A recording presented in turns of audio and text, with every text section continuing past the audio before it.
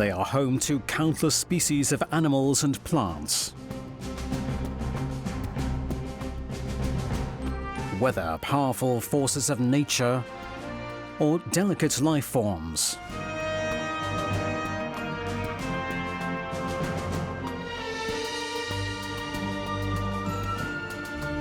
Tropical rainforests are the lungs of our planet. The always damp climate zone provides mighty trees and dense underbrush, a habitat for numerous animal species.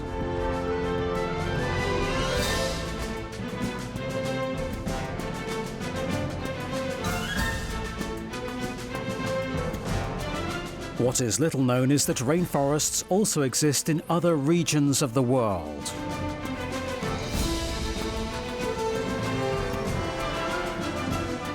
Small island groups in the Atlantic Ocean or green New Zealand are located in the temperate climate zone of our planet and are home to a very special ecosystem.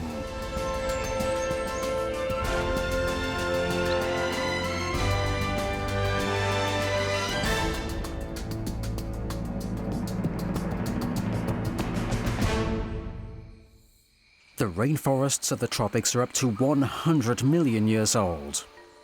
Only coral reefs can compete with them in terms of diversity. Countless plants form a symbiosis on several stories, with the fauna of the region like this iguana. Hummingbirds specialize in certain types of flowers and have developed beaks adapted to them. Phyllobates, better known as poison dart frogs, are at home here. Their bright colors are a warning to other animals of their poison. Less dangerous than their reputation are tarantulas, at least for humans. However, snakes, mice and lizards should keep their distance. Sloths also feel right at home here. The approximately 80-centimeter large animals are primarily herbivores. They pose no danger to the leafcutter ants. More than 2,000 millimeters of precipitation is the prerequisite for designation as a rainforest. Twice this amount can fall in the tropics, approximately 4 times as much as in Austria. From the equatorial rainforests of Central and South America, we journey to another world. It is much cooler but always damp. The cold rainforests of New Zealand. The island nation belongs tectonically to both the Indo-Australian and Pacific plates. The country is often referred to as the Green Islands, which can be traced back to the evergreen tree species and the omnipresent ferns. However, red-blossoming ironwood trees like these are also found here.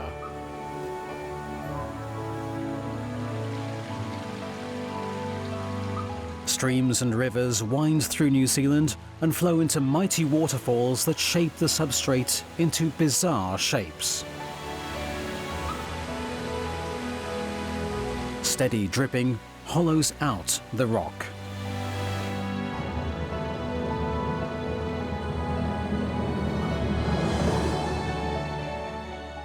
At first glance, they are reminiscent of spider legs. When one looks closer, one can already see hints of the row of leaves. These are young ferns. Ferns are among the oldest plant species in the world. This plant already existed during the age of the dinosaurs. In prehistoric times, they could grow to be up to 30 meters tall. Even today, there are tree ferns that look like palms and measure an impressive height of up to 20 meters.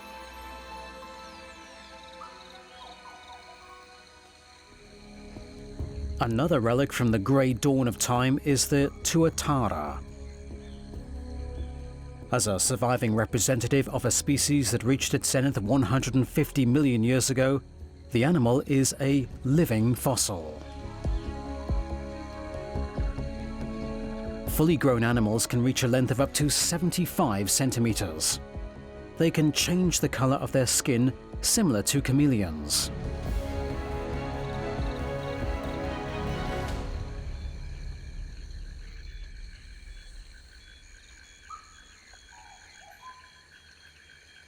From a geological perspective, New Zealand has already been isolated for a very long time.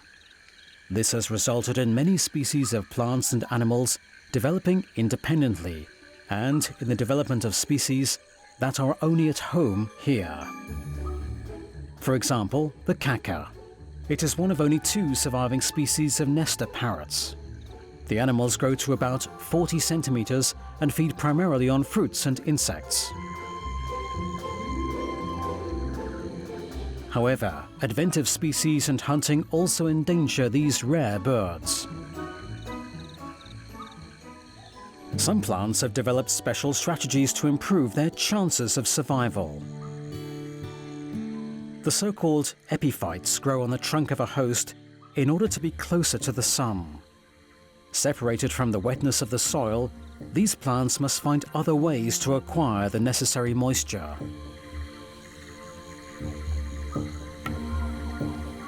They have developed mechanisms for absorbing mist and rain from the air.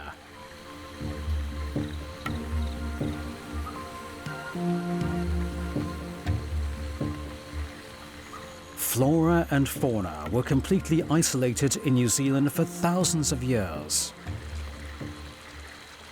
However, in the 13th century, this peace was suddenly disrupted.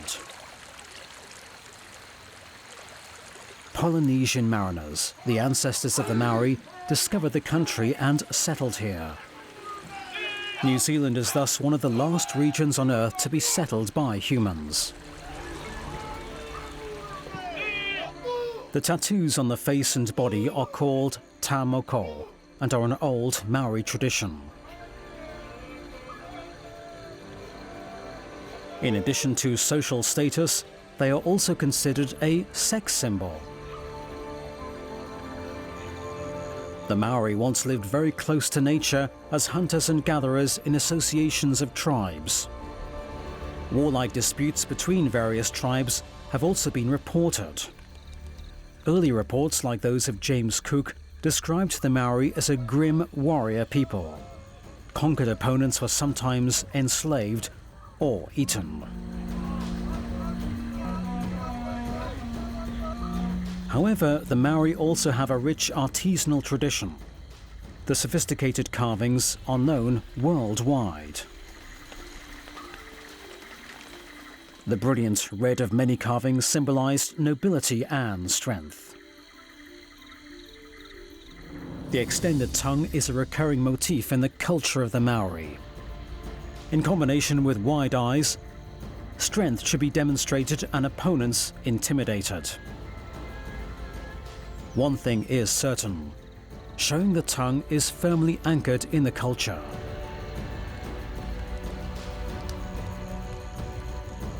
Maori means normal or natural, and thanks to the late contact with Europeans in the 17th century, this people was long able to live its culture undisturbed. The traditional way of living is today often only practiced for tourists. And yet the number of Maori is increasing, not least because being Maori is a spiritual attitude, one with which an increasing number of New Zealanders identify. Already in the 18th century, there were immigrants who turned their back on the old world and lived as Maori. The researching traveller Andreas Reischek from Linz was even known as the Chief of the Maori. In 8 expeditions over a period of 12 years, he befriended the people and studied their culture.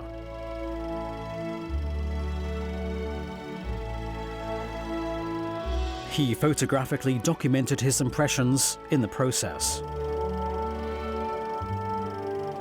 At a time in which there was no such thing as animal protection, collection and killing in the service of science was self-explanatory for the passionate botanist and zoologist Reischek. He thus saw it as his duty to shoot the last specimen of the yellow bellbird in order to retain it as a preserved specimen. These cave parrots are also part of the Rajcek collection.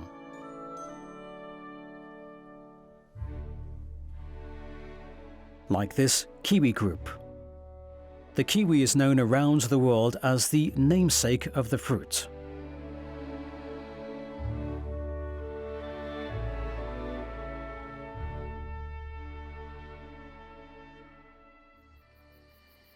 The flightless kiwi birds are mainly nocturnal. The Maori legend refers to the mysterious animals as the spirits of the jungle. They look a little bit like aliens when they scrabble through the underbrush. The approximately 40-centimeter large birds rely entirely on their sense of smell when hunting. The powerful walking legs compensate for the stunted wings.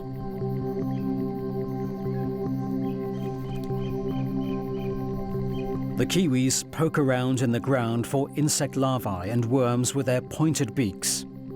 They will also make do with plants if necessary.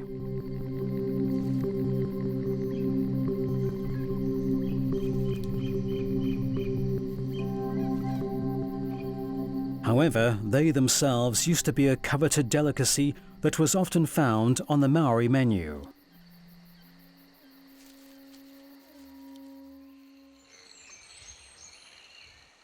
One species of bird only found its way to the islands around 200 years before the Maori. A purple gallinule, known as the pukeko. According to a Maori legend, the demigod Tahaki injured himself while chopping wood, and his blood dripped onto the beak of the pukeko, which is how the cunning bird received its noblesse. Although pukekos can fly, they prefer it on the ground. They cleverly use their powerful legs to hold their food. They are also the only species of rail that can climb. They are not picky when it comes to food. Besides plants, they also eat eggs, invertebrates and insects.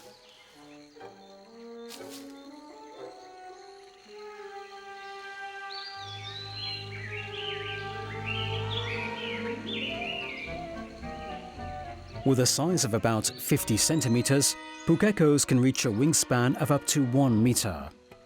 The females are somewhat smaller and have paler beaks and legs. A clutch consists of 3 to 5 eggs. They take about 25 days to hatch. The parents need to be especially alert, as other birds often steal eggs from the nests.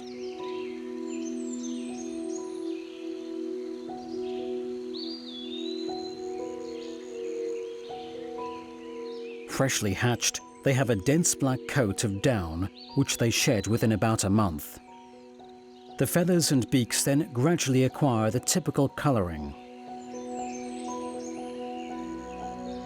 Pukekos also have a social side. Conspecifics not belonging to their own family are also fed. Even when in flight, the animals often prefer to rely more on their legs than their wings. High amounts of precipitation and many hours of sun allow the cold rainforest of New Zealand to radiate evergreen. The many streams and rivers are characterized by exceptional water quality. Fish, of course, also profit from this. Such trout are the dream of every fisherman. The fish, introduced from North America, are among the largest in the world. Many regions of the country have never seen a fisherman. Fishing tourism is increasing, but the rivers of the Northern Island still belong to the rainbow trout. The kakariki is endemic to New Zealand. The name, translated from the Maori language, means little parrot. The German designation of Ziegensittich, goat parakeet, is derived from the call of the bird, which resembles the bleating of a goat. Kakariki can grow to up to 30 centimeters and are very good climbers. Untypical for parrots, they often scratch at the ground like hens in their search for food. However, seeds, fruit and buds are also on the menu. The so-called tui is also found in New Zealand. It was already hunted in the 19th century for its iridescent feathers. At that time, it was all the rage to decorate ladies' hats with these exotic feathers. In order to protect the stock, the species was already placed under protection in 1873. Tui love the often fermented nectar of New Zealand flax, which can have an intoxicating effect. It's therefore fitting that a brewery has adopted the name of the bird. Moss species have developed from green algae for more than 400 million years. In order to multiply, the more than 16,000 species are still dependent upon water in the form of rain. Although sheep first came here 150 years ago with the first European settlers, New Zealand is known for its herds. Large expanses of rainforest have been cleared for pasture. However, due to cuts in subsidies, the number of sheep has been reduced almost by half since the 1980s. This means that the woods, formerly converted to pasture land, can slowly recover. An Asian plant that also thrives in New Zealand is the buddleia. It is not only pleasant to the eye, its intense fragrance is also inspiring. The digitalis is a broadly distributed plantain growth that is native to New Zealand and is treated as a weed. The plant contains numerous chemical substances that influence the human body and organism. It can result in symptoms of poisoning and even lead to death.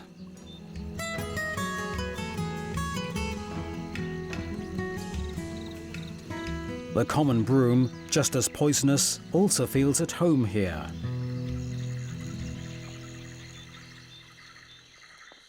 Another animal among the species endemic to New Zealand is the New Zealand pigeon, or kereroo.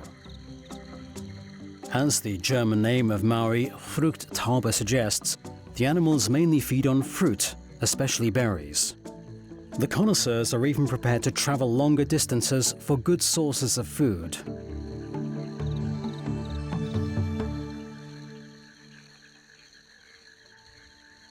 The black swan is actually native to Australia and Tasmania. A New Zealand subspecies was exterminated in the 19th century. The Australian species is conquering this habitat today.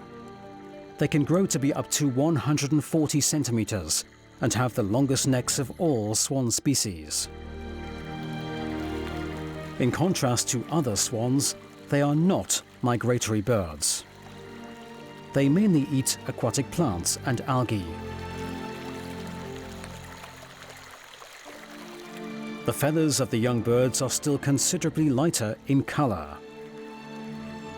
The animals are fledged at around 5 months and reach sexual maturity after 3 years.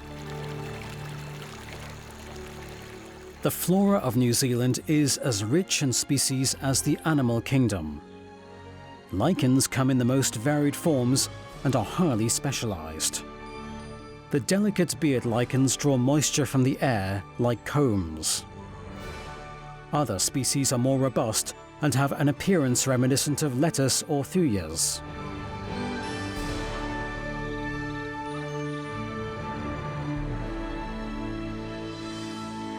The dense underbrush also provides a habitat and food for very small birds, like this only a few centimeter-long silvereye. They love to snack on insects and fruit, sometimes also on flower nectar.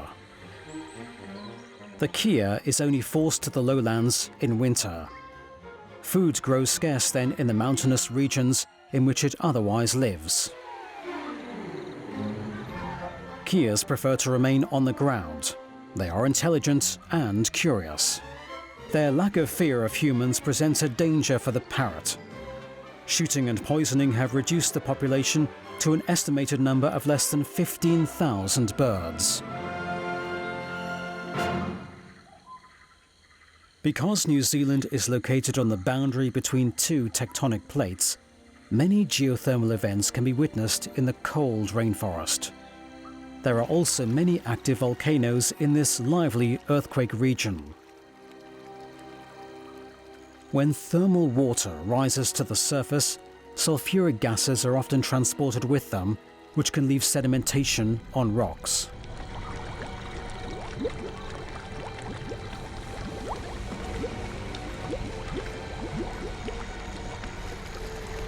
A special variant of hot spring is the so-called mud pot.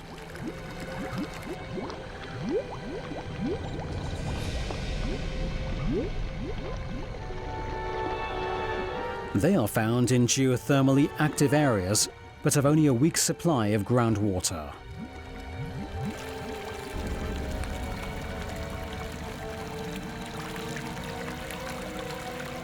With geysers, groundwater encounters heat in a reservoir. The resulting overpressure forces powerful fountains of water upward.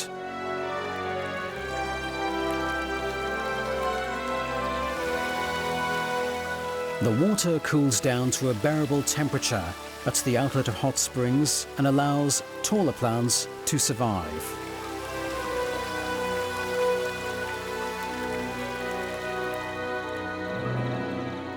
We travel 18,000 kilometers to the other side of the globe in search of cold rainforests. Their volcanic origin is apparent even now. The Canary island of Tenerife. We are already welcomed by dolphins before the coast. The intelligent and social mammals shed their outer layer of skin around every 2 hours in order to reduce the current resistance. This condition is of interest today in medicine and shipbuilding.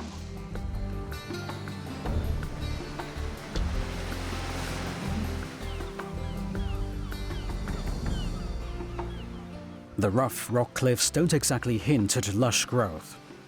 However, the green majesty of Tenerife's northern side can be admired only a little ways inland.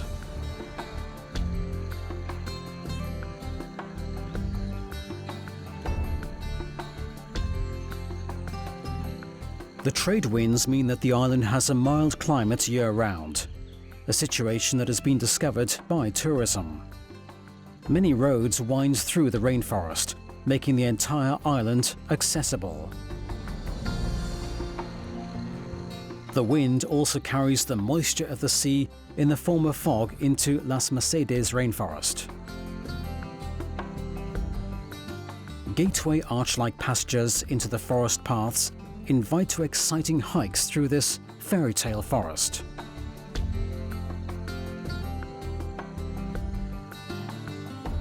The approximately 2.5 square kilometre area was declared a nature park in 1987 and placed under protection. This is because where rainforests once stood, they were often cleared for cultivation. Today, tomatoes, potatoes and even bananas are cultivated here. Las Mercedes is the last refuge of the cold rainforest on Tenerife.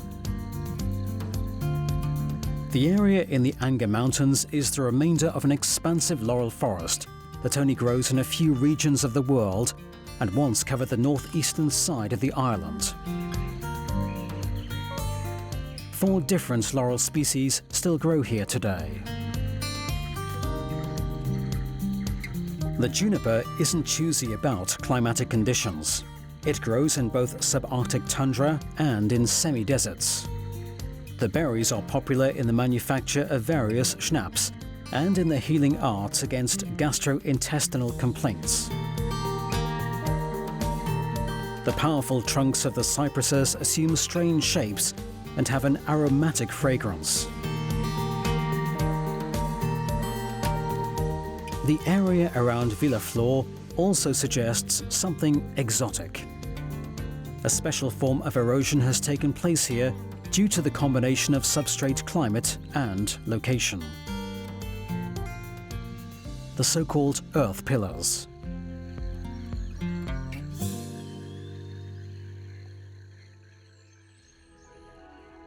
It is thanks to the northeast trade winds that the pine also thrives here, in addition to the Canary Island pine.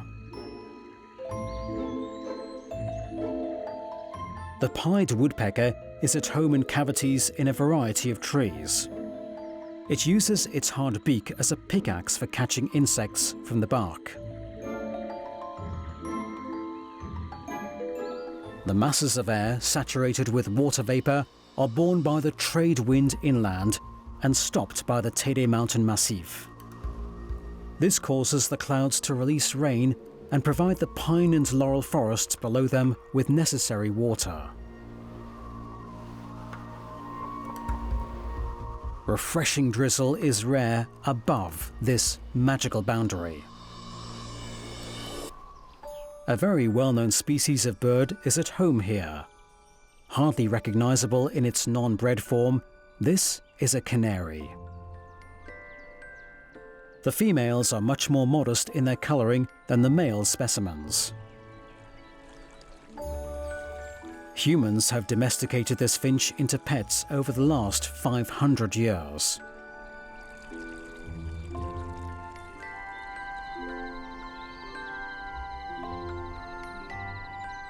At more than 3,700 meters, the Teide is one of the highest volcanoes in the world. Its name is derived from the language of the original inhabitants, the Guanches, and means something like home of the evil demon. A praying mantis has made itself at home here as a master of disguise. It can turn its head better than most other insects, which is why it doesn't miss the hungry glance of the Tenerife lizard. The larger species even eat snakes or lizards. This one here would be better off fleeing in order to avoid ending up in the belly of the hungry reptile. Locusts are easy prey. These insects prefer rocky habitats with little growth and can jump up to a meter. They feed on grasses and grains. They use their mandibles to chew their food to a fine pulp, from which even the last drop of moisture is drained. Historical records report of migratory locusts as a biblical plague that once befell the Canary Islands.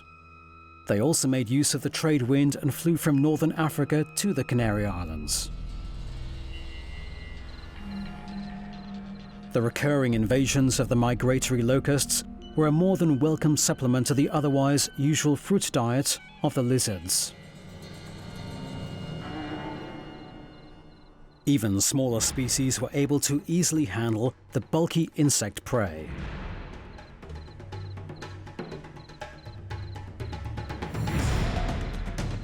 The locusts were, in any case, only bite-sized tidbits for the larger lizards.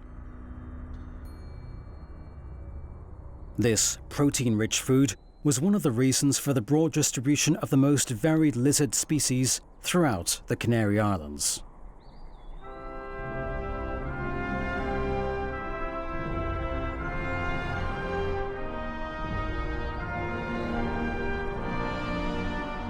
Towards the end of the 19th century, the spirit of discovery also attracted many intellectuals to the Canary Islands, like the Vienna professor Oscar Simoni.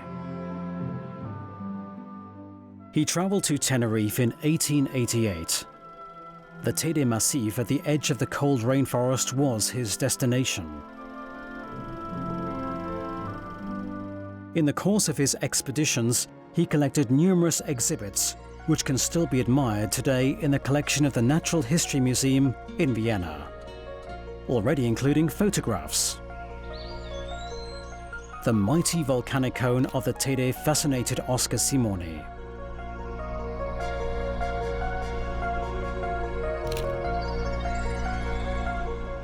Inspired by the thirst for knowledge of the classical pioneers in research, the professor of mathematics began to examine his finds more closely.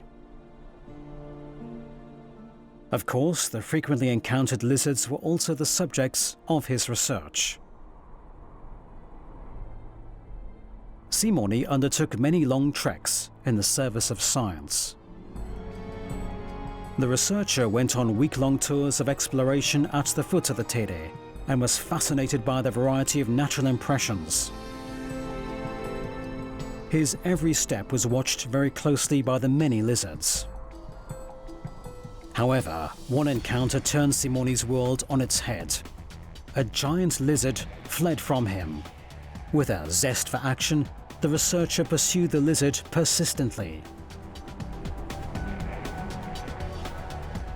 He climbed after the giant lizard, higher and higher.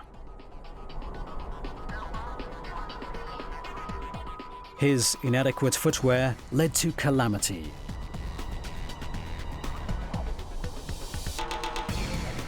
He was extremely lucky after losing his hold and falling. He walked away from the potentially fatal fall with only a broken arm and ribs. However, the giant lizard was never seen again. The small village of Masca is found in the northwest of Tenerife. Palms grow here due to the greater precipitation and air humidity. The fruit ripens throughout the year and attracts many birds like the green ring-necked parakeet, which was introduced by humans and likes to snack on dates.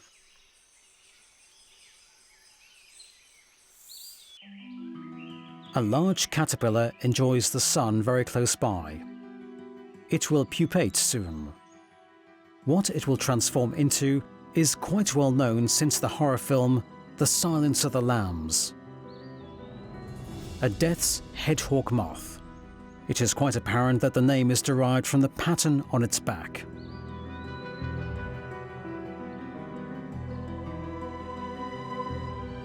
At around 10 to 12 centimeters, these moths aren't exactly small and even look a little frightening.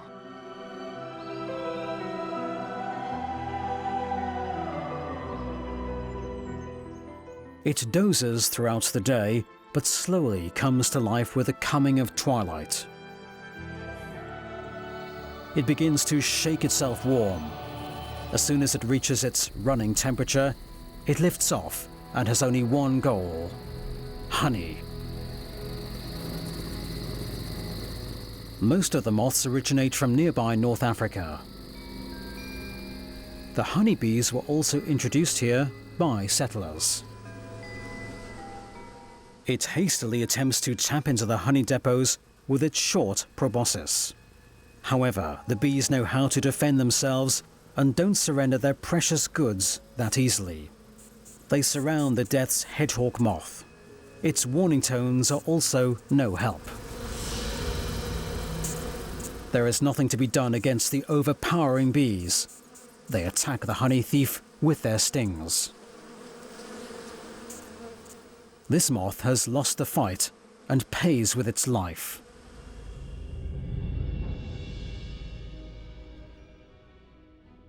The gossamer winged butterfly has sought out a less dangerous source of food. Like most butterflies, it feeds on nectar and mineral salts, which it gathers with its proboscis. Experts can recognize that this is a subspecies endemic to Tenerife by the colored scales on its wings.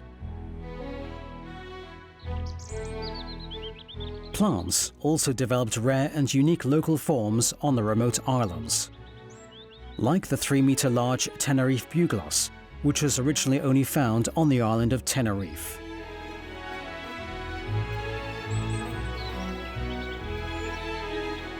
Besides the red bugloss, there is also the blue Mount Teide bugloss, which is much rarer and is therefore under strict protection.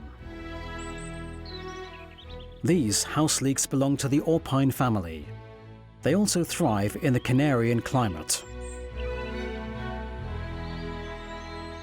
Other plants are steeped in legend, like the mysterious Canary Islands dragon tree or drago.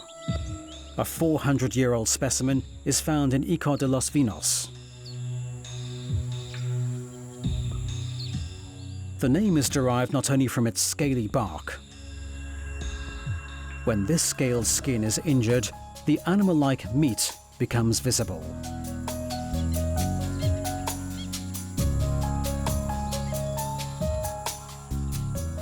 The red tree resin was of course known in the Middle Ages as dragon blood. And the Canarian dragons, the lizards, do in fact demonstrate a special preference for this plant sap.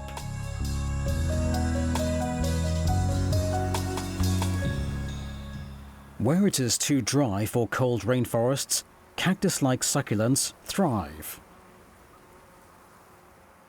The scale insects aren't deterred by the needles.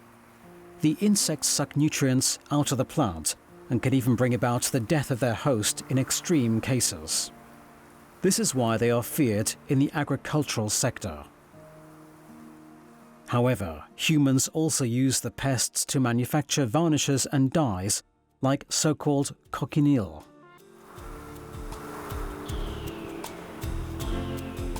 Some cactus species produce fruit that are referred to as cactus or Barbary pears. When such fruits fall from the cactus, they will soon find enthusiastic takers. Because the habitat of the lizards is on the sparser side of the island, they happily eat whatever they can find.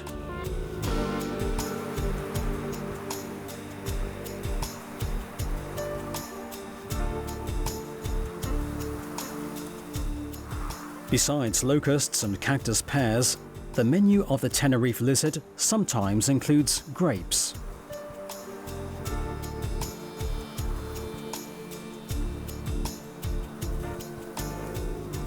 The somewhat smaller females are more modest in their colouring, but just as hungry as the colourful males.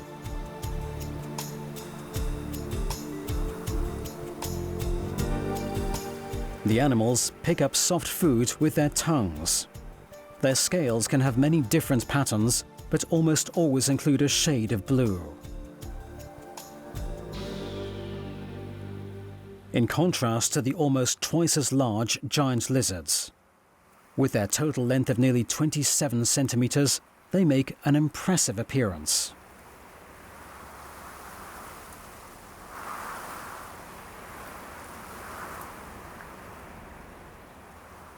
Many species of lizards can shed their tails in order to confuse enemies and enable flight. It can sometimes even happen that two tail ends grow back.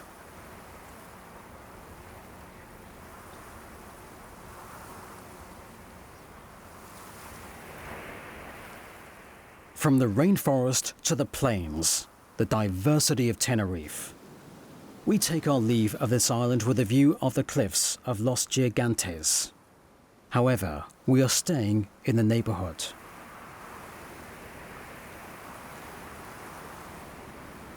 Only around 40 kilometers to the west of Tenerife is La Gomera. The island is home to the majority of the rainforests of the Canary Islands.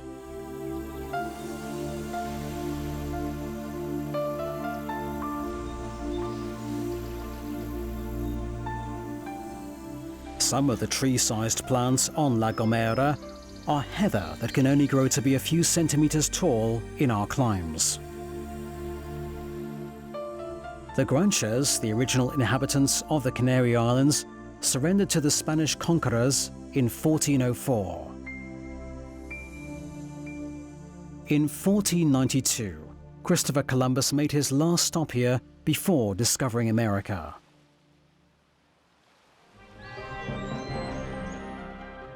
Similar to Tenerife, La Gomera also has a fruitful, densely vegetated north side, which is supplied with moisture by the ocean and the trade wind.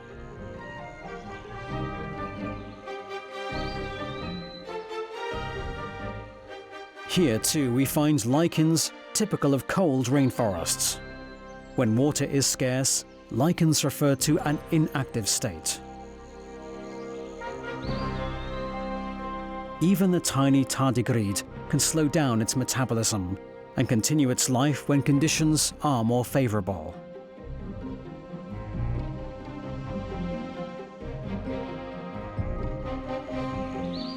A type of sugar known as trehalose seems to play a key role for both organisms.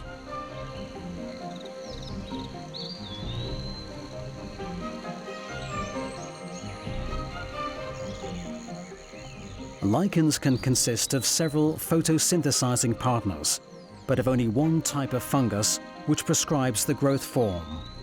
This is why they are classified under the fungi.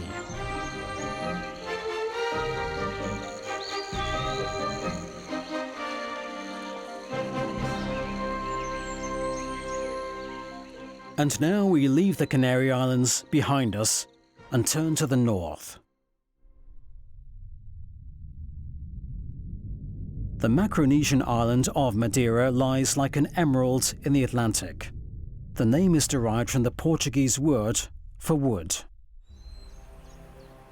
Although Madeira is quite a young volcanic island, which was never connected with the mainland, expansive cold rainforests have formed in the uplands and highlands.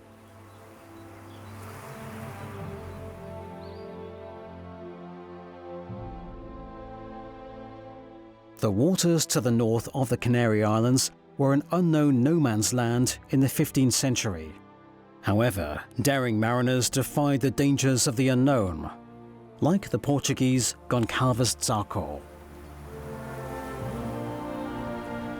In 1419, Zarco visited the islands to claim them for the Portuguese crown. Seafarers of the time were completely vulnerable to wind and weather, and they often feared falling into a hellish abyss at the end of the world.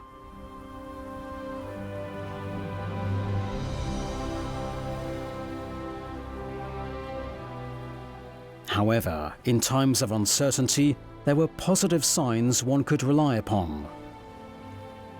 Marine birds, harbingers of not all too distant shores.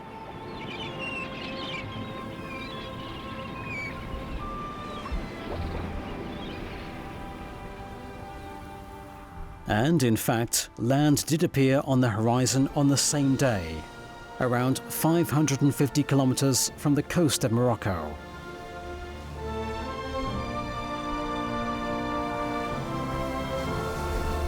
Despite all superstition, the newly discovered land was anything but unfriendly. Thanks to the rough rocks, the island was untouched and uninhabited.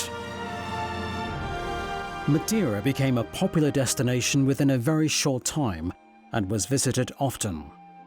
The first settlements and cities developed rapidly. The vegetation of Madeira differs greatly depending upon the elevation and the point of the compass. While mainly bushes and herbs grow in the coastal region, one finds considerably more trees as of 300 meters in elevation. The island is also home to the largest contiguous laurel forest on Earth. The proximity of forests and the sea makes for exceptionally good air quality, which is appreciated by many tourists.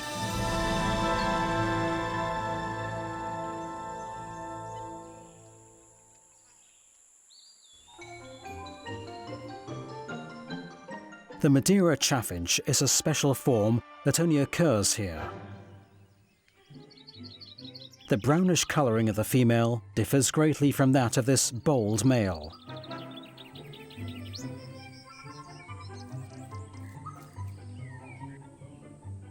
However, it too must soon make room for the next hungry beak. A few 100,000 years of insular isolation have been enough to change the birds visually and acoustically. The Madeira chaffinch has a unique song.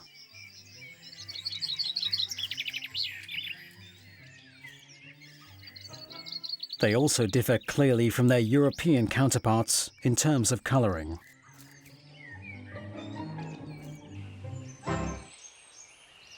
Blossoming agaves are only one element of the variety of vegetation that thrives on Madeira. The lush and colourful flora can be admired all over the island. It is not for nothing that Madeira is also known as the Island of Flowers. The so-called Pride of Madeira, a form of Viper's bugloss endemic to the island, blooms luxuriously between April and August.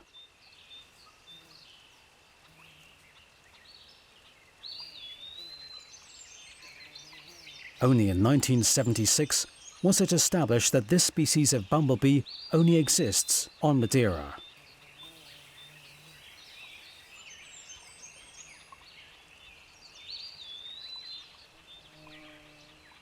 The Madeira admiral is strongly attracted by the blooms of the bugloss.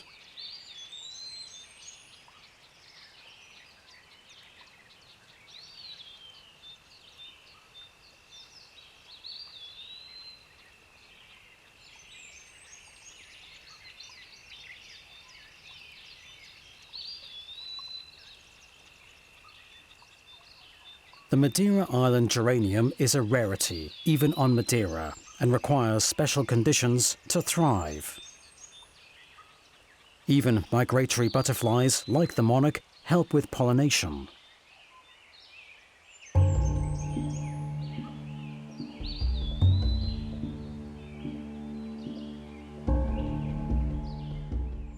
Not far from the main island lives a somewhat strange creature that is found only here on the uninhabited desertas.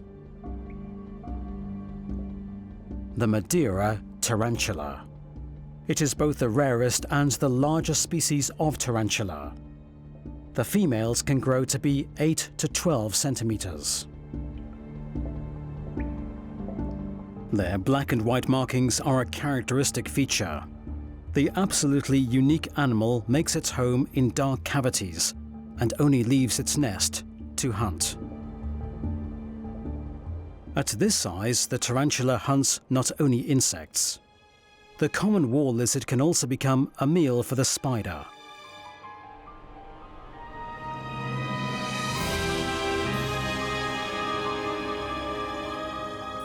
The venom works very quickly with the small reptile.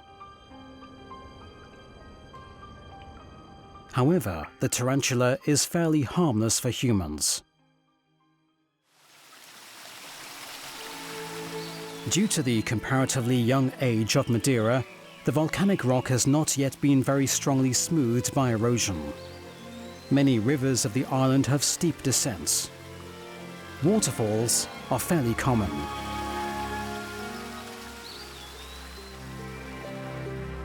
Moisture is the best friend of these creatures, snails.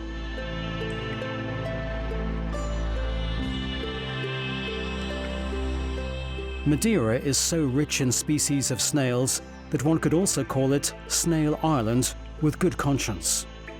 270 different species are at home here, up to 70% of them endemic. In relation to the total area, Madeira being twice as large as Vienna, this is the most diverse collection of snail fauna in the world.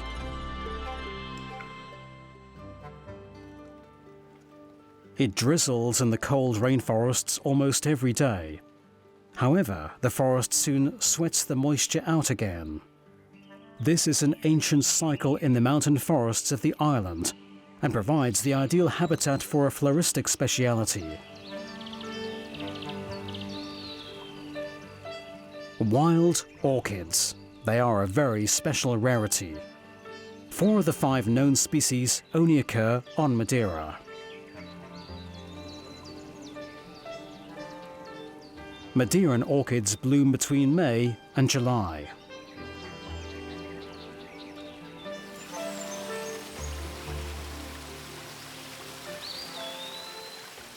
A Madeira firecrest is searching for food in the laurel branches of the cold rainforest. You would always be looking for something to eat too if you weighed only 5 grams.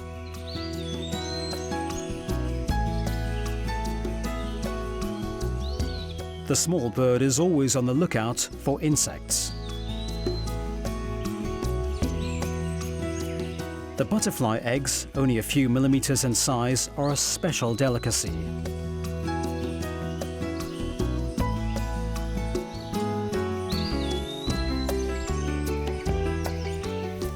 And the search continues.